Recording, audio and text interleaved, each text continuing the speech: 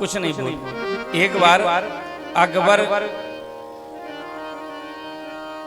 बीरबल से कहने लगे, अकबर ने कहा बीरबल से कि बीरबल ये बताओ, तुम इतने दिन से यहाँ आ रहे हो हमारे पास सभा में, पर तुम्हारे पिताजी का मैंने दर्शन नहीं किया। जब तुम इतने बुद्धिमान हो, इतने दिमागदार हो, तो तुम्हारे पिताजी तो और ज्यादा होंगे, तुम्हारे बाप के पास ज्यादा दिमाग होगा, इसलिए मैं आपके पिता से मिलना चाहता हूँ। हट में पड़ गए कि मैं तुम्हारे पिता से मिलूंगा। बीरबल पहुंचे, बोले ठीक है आज नहीं कल मिला देंगे। बीरबल पहुंचे, पिताजी से कहा कि अकबर ने कहा मिलने के लिए। पिताजी घबरा गए, पता नहीं क्या पूछ बैठे और हम नहीं दे पाए उत्तर, तो इज्जत भी खराब होगी, फिर राजा लोग हैं उल्टे खोपड़ी के, क्या करें। अब डरने लगे कि मैं तो नहीं जाऊंगा।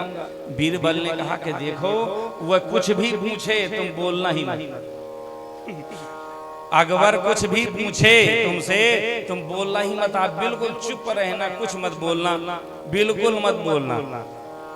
बोले शायद कुछ पूछे, अरे पूछेगा तो भाई, पर आपको बोलना ही नहीं है, चुप रहना, कुछ भी पूछे, अच्छा पूछे बुरा पूछे, कुछ भी पूछे आपको बोलना नहीं है, बोलोगे तो सब बिगड़ जाएगा। बोले ठीक नहीं बोलेंगे। अब दूसरे दिन बीरबल लिवा के लाए, पिताजी ने सम्मान किया, बैठा दिया बढ़िया आसन पे। अकबर ने पूछा आहा जय हो पिताजी, और सब कुशल मंगल? कुछ नहीं बोले, हाँ हूँ कुछ नहीं, चुप। और सब बढ़िया है? नहीं बोले।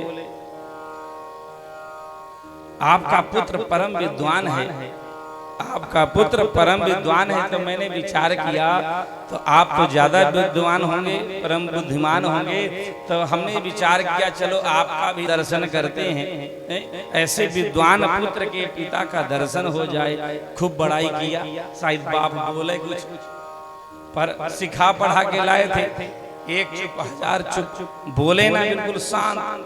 बोले घर में सब कुशल मंगल है, काऊ बात की कमी तो नहीं है, कोई कमी हो तो बताओ, जो कमी हो आप बताओ, आज्ञा करो, सब पूरी हो जाएगी। वो चुप, कुछ बोले ना, किसी भी प्रश्न का उत्तर नहीं दी। अंत में अकबर को बड़ी गुस्सा आई कि बताओ मैं इतनी बड़ाई कर रहा हूँ, देने तक की बात कह दिया, फिर भी बोल नहीं रहे।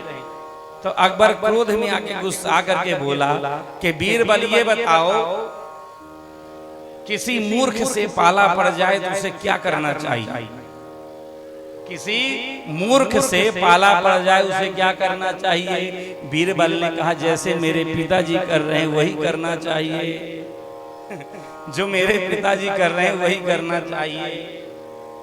नहीं मूर्ख से ज्यादा बोलोगे तो कहते ज्ञानी से ज्ञानी मिले, करे ज्ञान की बात, अमूर्ख से मूर्ख मिले तो कहे घूसा कहे लात। फिर वहां तक घूसा लात की होनी शुरू हो जाएगी। इसलिए यहाँ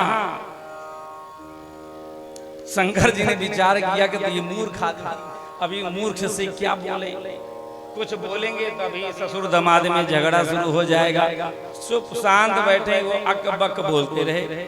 फिर भी जब शंकर जी ने कोई प्रतिकार नहीं किया, कुछ उत्तर नहीं दिया, तो क्रोध में आकर हाथ में जल लेकर के श्राप दे दिया कि आज के बाद किसी भी यज्ञ में इस शंकर को भाग न दिया जाए, कहीं भी भाग न।